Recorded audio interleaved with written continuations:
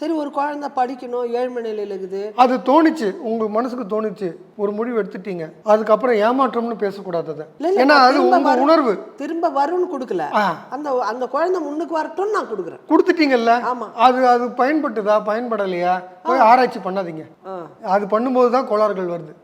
உங்களுக்கு கொடுக்கணுன்ற அமைப்பு இருக்குது, நீங்க கொடுத்துட்டீங்க, உங்க கடமை அதோட முடிஞ்சது. இல்ல அப்பதானே அது. இதே ஒரு உதாரணம், நடந்த உதாரணம் சொல்றேன். அது வந்து தென்கட்சி கோஸ்வாமிநாதன் இருக்கார் இல்லையா, அவர் பரம்பரை கோடீஸ்வரனா. அப்பா. ஆனா யாருக்கும் தெரியாது. அவர் ஆனா ரேடியோல பேசி பேசி ஃபேமஸ் ஆயிட்டாரு. அப்புறம் பேச்சுக்கெல்லாம் கூப்பிடுவாங்க, ஆயிரக்கணக்கா பேசியிருப்பாரு, பேச்சுக்கெல்லாம் கூப்பிடுவாங்களாம். இவரும் போய் பேச ஆரம்பிச்சாரு. அப்போ பேச்சுக்கு ஒரு ஃபீஸ் கொடுப்பாங்க இல்லையா, வாங்கிக்குவார்.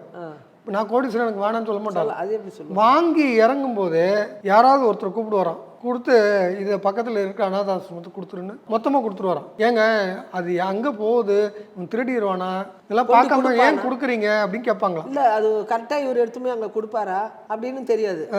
ஆனால் இவர் சொல்லுவாரான், அவனுக்கு தான் அது தேவைப்படுதுன்னு அவனே எடுத்துகிட்டு போட்டோம். முதல் விஷயம். ரெண்டாவது விஷயம், அவன் நல்லவனாக இருந்தான்னா அதை கொண்டு போய் சேர்க்கறதுனால அவனுக்கு புண்ணியம் கிடைக்கட்டும். அது பணமாக கிடைக்குதா புண்ணியமாக கிடைக்குதா அது அவன் முடிவு பண்ணட்டும்னு வரான். சரியா?